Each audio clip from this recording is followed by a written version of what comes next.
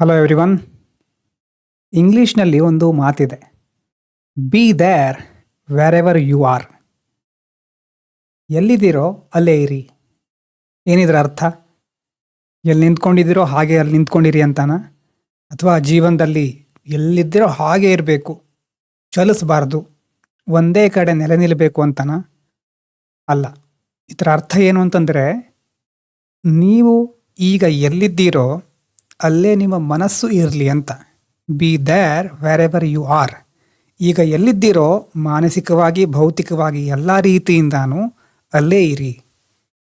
ದೇಹ ಇಲ್ಲಿದ್ದು ಮನಸ್ಸು ಇನ್ನೆಲ್ಲೋ ಇದ್ದರೆ ಆವಾಗ ಕನೆಕ್ಷನ್ ತಪ್ಪು ಹೋಗುತ್ತೆ, ನಂತರ ಸಮಸ್ಯೆಗಳು ಶುರುವಾಗುತ್ತೆ. ಜಿಯೋಗ್ರಫಿಯ ಜಗತ್ತಿಗೆ ಕಾಲಿಡ್ತಾ ಇದ್ದೇವೆ. ಬೇರೆ ಬೇರೆ ಜಗತ್ತು ಸೈಮಲ್ಟೇನಿಯಸ್ ಆಗಿ ನಡೀತಾ ಇದೆ. ಇದರ PDF ಬೇಕಾಗಿದ್ದರೆ ಡಿಸ್ಕ್ರಿಪ್ಷನಲ್ಲಿ ಇರುತ್ತೆ. ಇನ್ನೊಂದು ಲಿಂಕ್ ಇದೆ ಪ್ರಾಂಪ್ಟ್ದು. ಪ್ರಾಂಪ್ಟನ್ನು ಜೆಮಿನಿಗೆ ಕೊಡಿ. ಜೆಮಿನಿಗೆ ಕೊಟ್ಟು PDF ಅನ್ನು ಅಪ್ಲೋಡ್ ಮಾಡಿ, ಆಮೇಲೆ ಅದು ಪ್ರಿಲಿಮ್ಸ್ ಅಥವಾ ಮೀನ್ಸ್ ಟೆಸ್ಟ್ ತಗೊಳ್ಳಿಕ್ಕೆ ಕೇಳುತ್ತೆ. ಪ್ರಿಲಿಮ್ಸ್ ಟೆಸ್ಟ್ ತಗೊಳ್ಳಿ. ಬೇರೆ ವಿಡಿಯೋದಲ್ಲಿ ಇದನ್ನು ಆಲ್ರೆಡಿ ಹೇಳ್ತಾನೆ ಬಂದಿದ್ದೇನೆ. ಮೊದಲನೇ ವಿಡಿಯೋ ಜಿಯೋಗ್ರಫಿದು ಆಗಿರೋದ್ರಿಂದ ಇದನ್ನು ಇನ್ನೊಂದು ಸಾರಿ ಹೇಳ್ತಾ ಇದ್ದೇನೆ. ಸೊ ಜಿಯೋಗ್ರಫಿನ ಸ್ಟಾರ್ಟ್ ಮಾಡೋಣ. What is geography? ಏನು ಜಿಯೋಗ್ರಫಿ ಅಂತಂದರೆ, ಸಿಂಪಲ್ ಆಗಿ ಹೇಳೋದಾದರೆ, ಪ್ರಕೃತಿ ಮತ್ತು ಮಾನವರ ನಡುವಿನ ಸರಳವಾದ, ಅಷ್ಟೇ ಸಂಕೀರ್ಣವಾದಂತಹ ಒಂದು ಪ್ರೇಮ ಕಥೆಯೇ ಜಿಯೋಗ್ರಫಿ ಅಲ್ವಾ? ಪ್ರಕೃತಿ ಮಾನವರ ನಡುವೆ ಅದೆಷ್ಟೋ ಇಂಟರ್ಯಾಕ್ಷನ್ ನಡೀತಾ ಇರುತ್ತೆ. ಒಂದೊಂದು ಸಾರಿ ಒಬ್ಬೊಬ್ಬರು ಮುನಿಸ್ಕೊಳ್ತಾರೆ, ಮತ್ತೆ ಸಸ್ಟೈನಬಲ್ ಡೆವಲಪ್ಮೆಂಟ್ ಅಂತ ಹೇಳಿ ಒಟ್ಟಿಗೆ ಬದುಕೋಣ ಅಂತ ಹೇಳ್ತಾರೆ. ಸೊ ಈ ರೀತಿ ಭೂಗೋಳ ಎಲ್ಲವನ್ನ ಒಳಗೊಂಡಿರುತ್ತೆ. ನೋಡ್ತಾ ಹೋಗೋಣ. What's geography? Geography is the study of the earth as the home of humans. ಭೂಮಿ ನಮ್ಮ ಮನೆ. ನಮ್ಮ ಮನೆ ಇರೋದು ಭೂಮಿಲಿ ಅಲ್ವಾ? ಭೂಮಿನೂ ಒಂದು ಮನೆ. ಭೂಮಿ ಒಳಗಡೆ ಮತ್ತೆ ನಮಗೊಂದು ಮನೆ ಇದೆ. ಆದರೆ ಅಂತರಿಕ್ಷದಿಂದ ನಾವು ನೋಡಬೇಕಾದ್ರೆ ಪೇಲ್ ಬ್ಲೂ ಡಾಟ್, ಕೆಲವೊಂದು ಸಾರಿ ಬ್ಲೂ ಡಾಟ್ ಅಂತ ಕರೀತಾರೆ ಭೂಮಿಯನ್ನು. ಈ ಒಂದು ಸಣ್ಣ ಆಕಾಶಕಾಯ ಎಲ್ಲಿಂದ ದೂರದಿಂದ ನೋಡಿದಾಗ ಇಡೀ ಭೂಮಿ ನಮ್ಮ ಮನೆ. ಈ ಮನೆಯನ್ನು ನಾವು ಅರ್ಥ ಮಾಡ್ಕೊಳ್ತಾ ಇದ್ದೇವೆ.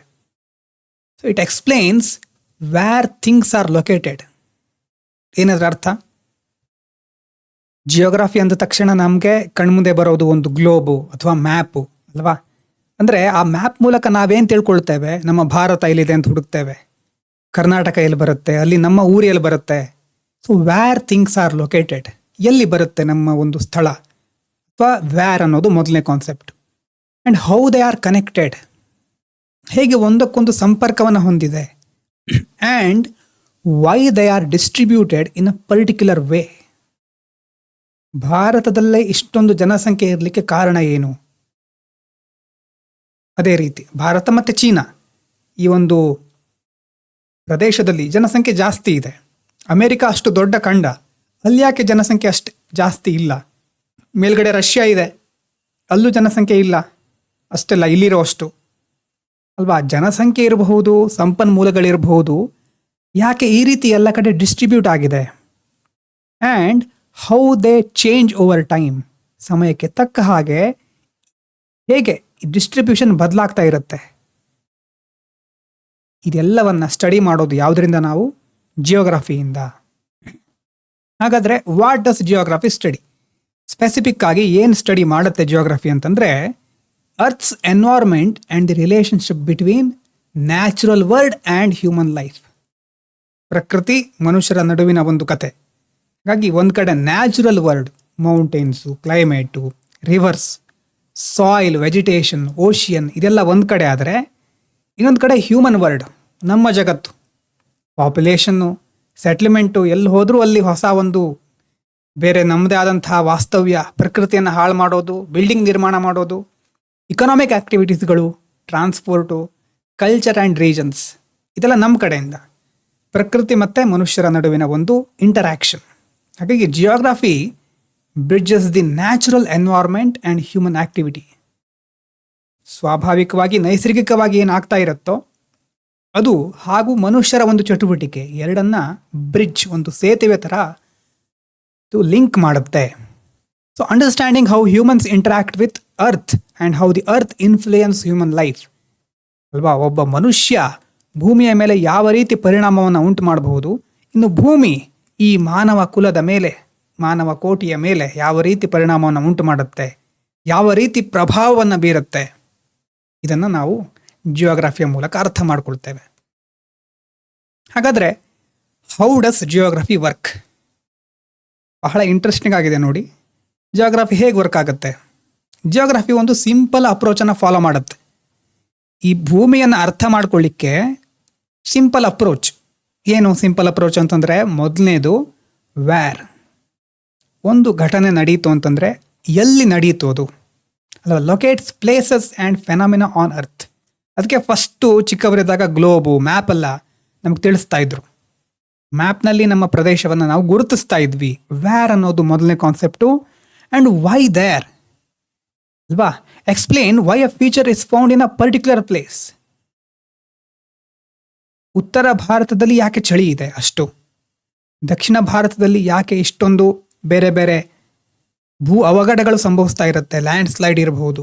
ಮಳೆಗಾಲದಲ್ಲಿ ಕೇರಳದಲ್ಲಿ ಯಾಕೆ ಅಂತಹ ಪರಿಸ್ಥಿತಿ ನಿರ್ಮಾಣ ಆಗುತ್ತೆ, ಅಲ್ಲೇ ಯಾಕೆ ಆ ಪರಿಸ್ಥಿತಿ ನಿರ್ಮಾಣ ಆಗುತ್ತೆ, ವೈ ಅನ್ನೋದು ಎರಡನೇದು. ಮೂರನೇದು ಹೌ ಕನೆಕ್ಟೆಡ್. ಅಂದರೆ ಈಗ ಎರಡು ಲಿಂಕ್ ಆಗ್ತಾ ಇದೆ. Studies the relationship between people, places and environment. ಹೇಗೆ ಎಲ್ಲವೂ ಒಂದಕ್ಕೊಂದು ಪರಸ್ಪರ ಅವಿನಾಭಾವ ಸಂಬಂಧವನ್ನು ಹೊಂದಿದೆ ಅನ್ನೋದು ಮೂರನೇ ವಿಷಯ. ಅದಾದಮೇಲೆ ಹೌ ಚೇಂಜ್, ಸಮಯಕ್ಕೆ ತಕ್ಕ ಹಾಗೆ ಬದಲಾವಣೆಗಳು ಹೇಗೆ ಜಗತ್ತನ್ನು ಮುನ್ನಡೆಸ್ತಾ ಇರುತ್ತೆ. Change is the only constant thing is the world ಅಲ್ವಾ. Change is the only constant thing in the world ಅಂದರೆ ಏನಾದರೂ ಅರ್ಥ, ಬದಲಾವಣೆ ಜಗದ ನಿಯಮ ಮತ್ತು ಬದಲಾವಣೆಯೊಂದೇ ಶಾಶ್ವತವಾಗಿರೋದು. ಪ್ಯಾರಾಡಾಕ್ಸಿಕಲ್ ಆಗಿದೆ ಅಲ್ವಾ ಅದು. ಕಾನ್ಸ್ಟೆಂಟ್ ಆಗಿರೋದು ಯಾವುದು? ಚೇಂಜ್ ಮಾತ್ರ. ಎಲ್ಲವೂ ಬದಲಾಗ್ತಾನೆ ಇರುತ್ತೆ. ಹಾಗಾಗಿ ಆ ಬದಲಾವಣೆ ಸಮಯಕ್ಕೆ ತಕ್ಕ ಹಾಗೆ ಹೇಗೆ ನಡೀತಾ ಇದೆ ಮತ್ತು ಬದಲಾವಣೆಯಿಂದ ಯಾವ ರೀತಿಯ ಪರಿಣಾಮಗಳು ಉಂಟಾಗ್ತಾ ಇದೆ. ಮೊದಲನೇದು ವ್ಯಾರ್, ನೆಕ್ಸ್ಟು ವೈ, ಹೌ ಮತ್ತು ಹೌ ಚೇಂಜ್, ಹೌ ಕನೆಕ್ಟೆಡ್ ಮೂರನೇದಾಗಿದ್ದರೆ ಹೇಗೆ ಬದಲಾಗುತ್ತೆ ಅನ್ನೋದು ನಾಲ್ಕನೇದು. ಹಾಗಾಗಿ ಜಿಯೋಗ್ರಫಿಯನ್ನು ಏನಂತ ಕರೀತಾರೆ ಅಂತಂದರೆ ಡಿಸ್ಕ್ರಿಪ್ಟಿವ್ ಅಂತ ಸಹ ಕರೀತಾರೆ. ಅದರ ಜೊತೆ ಎಕ್ಸ್ಪ್ಲನೇಟ್ರಿ. ಜಿಯೋಗ್ರಫಿ ಡಿಸ್ಕ್ರಿಪ್ಟಿವ್ ಸಹ ಹೌದು, ಅಂದರೆ ವಾಟ್ ಮತ್ತು ವೇರ್ ಮೇಲೆ ಅದು ಫೋಕಸ್ ಮಾಡುತ್ತೆ. ಅದೇ ರೀತಿ ಎಕ್ಸ್ಪ್ಲನೇಟ್ರಿ, ವೈ ಮತ್ತು ಹೌ, ಯಾಕೆ ಮತ್ತು ಹೇಗೆ ಇದು ನಡೀತಾ ಇದೆ, ಆ ಎಕ್ಸ್ಪ್ಲನೇಷನ್ ಸಹ ಜಿಯೋಗ್ರಫಿ ಕೊಡುತ್ತೆ. ಹಾಗಾದರೆ ಜಿಯೋಗ್ರಫಿ ಯಾವ್ಯಾವ ಲೆವೆಲಲ್ಲಿ ಇರುತ್ತೆ? ಗ್ಲೋಬಲ್ ಸ್ಕೇಲ್ ಅಂತಂದರೆ ಇಡೀ ಅರ್ಥನ ಕನ್ಸಿಡರ್ ಮಾಡ್ತೇವೆ. ಇಡೀ climate change, monsoon, ocean current, ಇದೆಲ್ಲ ನಮ್ಮ ಅಕ್ಕಪಕ್ಕದ ಮನೇಲಿ ಆಗ್ತಾ ಇರೋ ಘಟನೆಗಳಲ್ಲ ಅಲ್ವಾ. ಕ್ಲೈಮೇಟ್ ಚೇಂಜ್ ಪಕ್ಕದ ಮನೇಲಿ ಆಗಿದೆ ಅಂತೆ, ಏನಾಗಿದೆ ನೋಡ್ಕೊಂಬರೋಣ ಅಲ್ವಾ. ಅಥವಾ ಓಷನ್ ಕರೆಂಟ್ ಬಂದಿದೆ ಅಂತೆ, ಈಗ ನಮ್ಮಲ್ಲಿ ಕರೆಂಟ್ ಬಂದಿದೆ ಅನ್ನೋ ರೀತಿ ಓಷನ್ ಕರೆಂಟ್ ಬಂದಿದೆಯಂತೆ. ಆ ರೀತಿಯಾಗಿ ನಡೆಯುವಂಥ ಘಟನೆಗಳಲ್ಲ ಇವು. ಇವೆಲ್ಲ ಗ್ಲೋಬಲ್ ಸ್ಕೇಲಲ್ಲಿರೋದು, ಜಾಗತಿಕ ಮಟ್ಟದ್ದು, ವಿಶ್ವ ಮಟ್ಟದ್ದು. ಅಲ್ಲೂ ಸಹ ಜಿಯೋಗ್ರಫಿ ಇದೆ. ರೀಜ್ನಲ್ ಸ್ಕೇಲ್ ಅಂತಂದರೆ ಸ್ವಲ್ಪ ಕೆಳಗೆ ಬರೋದು. ಇಡೀ ವಿಶ್ವ ಮಟ್ಟದಿಂದ ಸ್ವಲ್ಪ ಕೆಳಗೆ ಬಂದರೆ continents, countries, climatic regions, river basin, ನಮ್ಮ ದೇಶ, ನಮ್ಮ ಖಂಡ ಅಂತ ನಾವೇನು ಕನ್ಸಿಡರ್ ಮಾಡ್ತೇವೆ, ಇದು ರೀಜ್ನಲ್ ಸ್ಕೇಲು. ಇನ್ನು ಲೋಕಲ್ ಸ್ಕೇಲು, ಇದು ನಮ್ಮ ದೇಶದ ಒಳಗಡೆ mountains, valleys, villages, cities. Local to global, local, regional, global ಎಲ್ಲ ಹಂತದಲ್ಲೂ ಜಿಯೋಗ್ರಫಿಯ ಒಂದು ಆಪರೇಷನ್ಸ್ಗಳನ್ನು ನಾವು ನೋಡಬಹುದು. ಹಾಗಾದರೆ why does geography exist first of all ಅಲ್ವಾ. ಜಿಯೋಗ್ರಫಿ ನಿಜವಾಗ್ಲೂ ಅವಶ್ಯಕತೆ ಇದೆಯಾ ನಮಗೆ ಇದನ್ನು ಓದೋದು? ಪ್ರಶ್ನೆ ಬರಲ್ವಾ ಯಾರಿಗಾದರೂ? ಪ್ರಶ್ನೆ ಮಾಡ್ಕೊಂಡಿದ್ದೀರೋ ಬಿಟ್ಟಿದ್ದೀರೋ ನನಗೆ ಗೊತ್ತಿಲ್ಲ, ಆದರೆ ನಮಗೆ ಪ್ರಶ್ನೆ ಬರ್ತಾ ಇರುತ್ತೆ ಆವಾಗವಾಗ, ವೈ ಡಸ್ ಜಿಯೋಗ್ರಫಿ ಎಕ್ಸಿಸ್ಟ್ ಅಂತ. ಅಂದರೆ ಭೂಮಿ, ನಮ್ಮ ದೇಶವನ್ನು ಕನ್ಸಿಡರ್ ಮಾಡಿದರೆ ಎಷ್ಟೊಂದು ವೈವಿಧ್ಯತೆ ಇದೆ, ಡೈವರ್ಸಿಟಿ ಇದೆ, ಎಷ್ಟು ಕಾಂಪ್ಲೆಕ್ಸ್ ಸಿಚುವೇಶನ್ಸ್ಗಳಿರುತ್ತೆ. ಇನ್ನು ಅರ್ತ್ ಅಲ್ವಾ, earth is very very complex.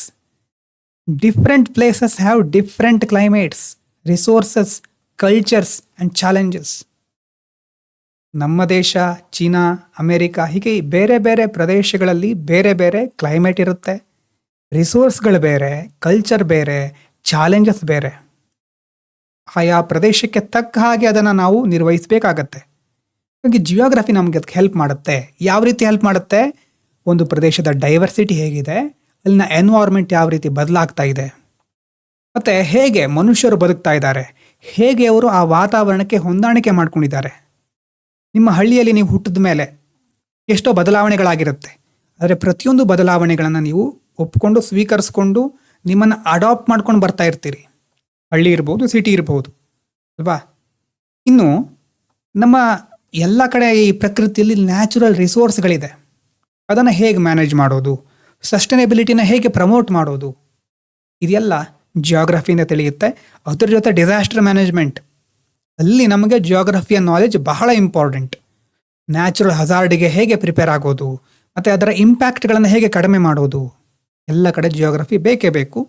ಮುಂದಿನ ದಿನಗಳನ್ನು ಉತ್ತಮವಾಗಿ ಕಟ್ಕೊಳ್ಳಿಕ್ಕೆ, ಭವಿಷ್ಯವನ್ನು ಚೆನ್ನಾಗಿ ರೂಪಿಸಲಿಕ್ಕೆ, plan for better development, improve quality of life, ಎಲ್ಲದಕ್ಕೂ ಜಿಯೋಗ್ರಫಿ ಬೇಕು. ಹಾಗಾಗಿ ಜಿಯೋಗ್ರಫಿ ಬಹಳ ಇಂಪಾರ್ಟೆಂಟು.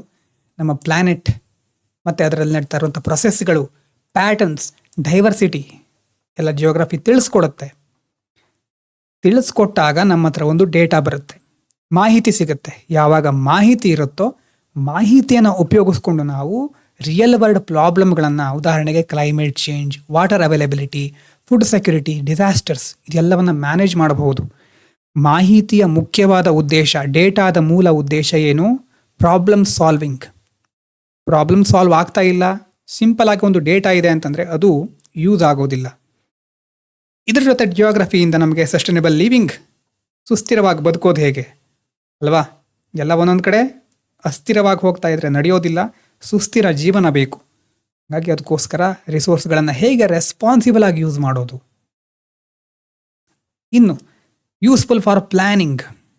ಬರೀ ಜಿಯೋಗ್ರಫಿ ಅಂದ ತಕ್ಷಣ ಭೂಗೋಳ ಶಾಸ್ತ್ರಜ್ಞರಿಗೆ ಮಾತ್ರ ಸೀಮಿತ ಆಗಿರೋದಲ್ಲ. ಇದು ಒಂದು ಅಡ್ಮಿನಿಸ್ಟ್ರೇಟರ್ ಆಗಿ, ಒಬ್ಬ ಅಧಿಕಾರಿ ಅಥವಾ ಯಾವುದೇ ಹಂತದಲ್ಲಿ ಪ್ಲ್ಯಾನ್ ಮಾಡಲಿಕ್ಕೆ, ಪಾಲಿಸಿ ಮೇಕಿಂಗ್ ಮತ್ತು ರೀಜ್ನಲ್ ಡೆವಲಪ್ಮೆಂಟಿಗೆ ಆ ಪ್ರದೇಶದ ಜಿಯೋಗ್ರಫಿ ಬಹಳ ಮುಖ್ಯ.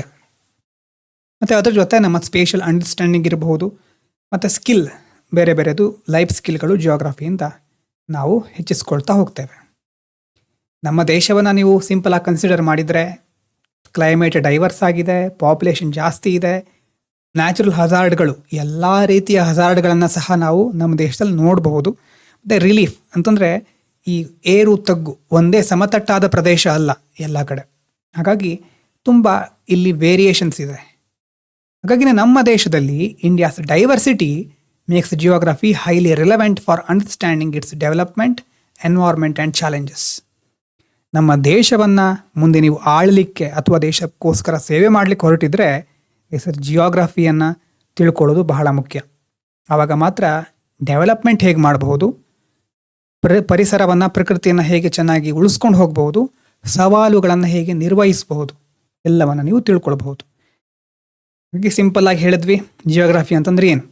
Geography is the study of the earth, its environments and people who live on it. It explains where things are, why they are there, how they are connected and how they change. 4 ಮುಖ್ಯವಾದ ಅಂಶಗಳು: where, why, how and ಇನ್ನೊಂದು how ಅಂತಂದರೆ how they are connected ಒಂದು, how they are change, how they are going to change ಅಲ್ವಾ. It helps us understand the world and make it better place to live in. ಯಾವಾಗ ಇದನ್ನು ಚೆನ್ನಾಗಿ ಅರ್ಥ ಮಾಡ್ಕೊಳ್ತೀವೋ ಜಿಯೋಗ್ರಫಿಯನ್ನು, ಆವಾಗ ಇನ್ನೂ ಚೆನ್ನಾಗಿ ನಾವು ಸುಂದರವಾದ ಪ್ರಕೃತಿಯ ಜೊತೆ ಬದುಕಬಹುದು. So geography connects nature and people. Nature ಮತ್ತು ಪೀಪಲ್ ನಡುವಿನ ಒಂದು ಸುಂದರವಾದ ಕಥೆನೇ ಜಿಯೋಗ್ರಫಿ. ಮುಂದಿನ ವಿಡಿಯೋದಲ್ಲಿ ಕಂಟಿನ್ಯೂ ಮಾಡೋಣ. Thank you so much.